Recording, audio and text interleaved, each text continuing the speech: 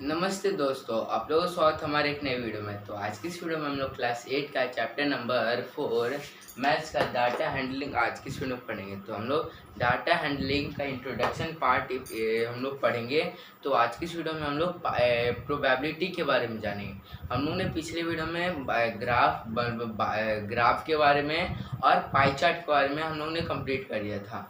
तो आज की इस वीडियो में हम लोग प्रोबेबिलिटी के बारे में जानेंगे। तो हम लोग प्रोबेबिलिटी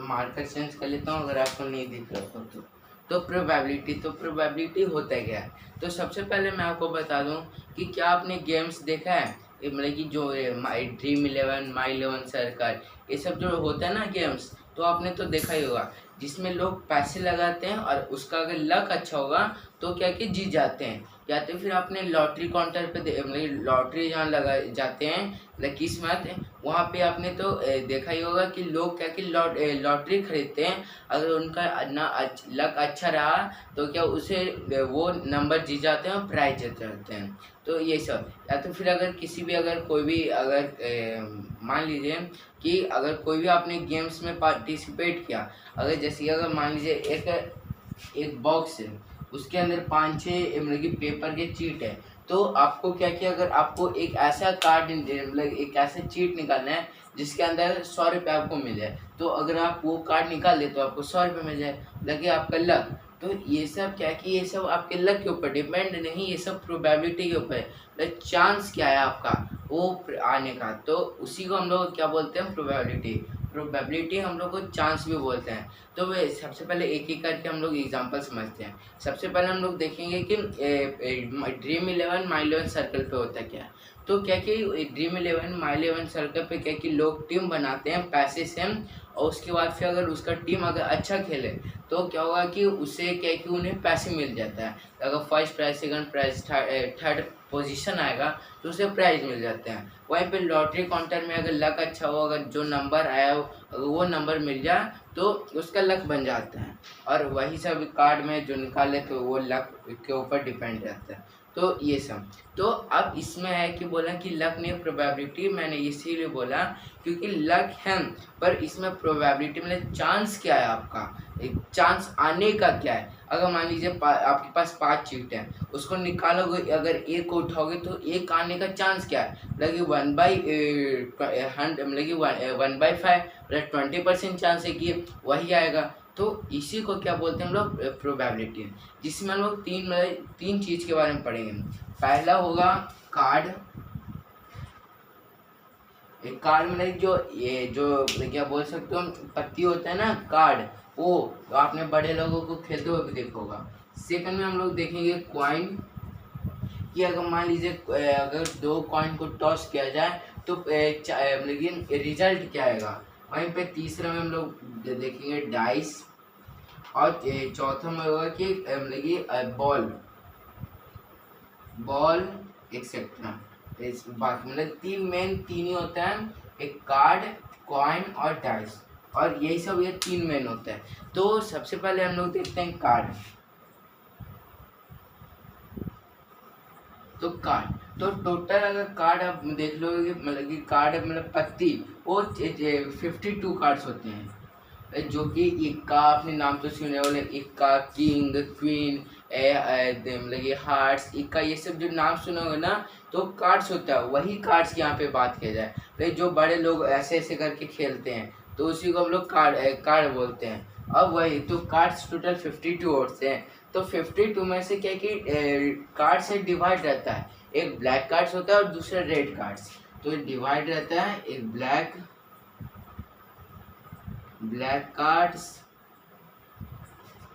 दूसरा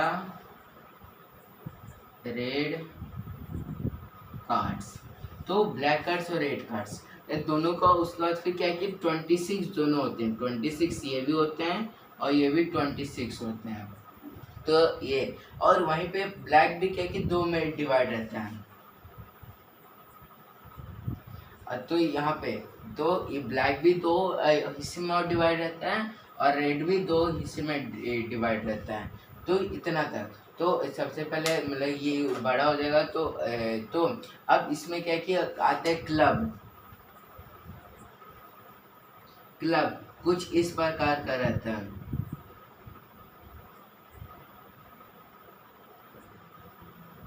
क्लब तो ये,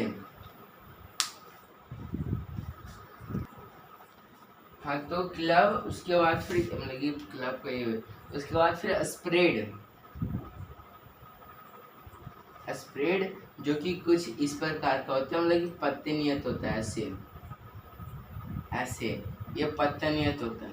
उसके फिर अगर रेड कार्ड में देखा जाए तो क्या क्या होता है, पहले डायमंड कुछ इस तरह का,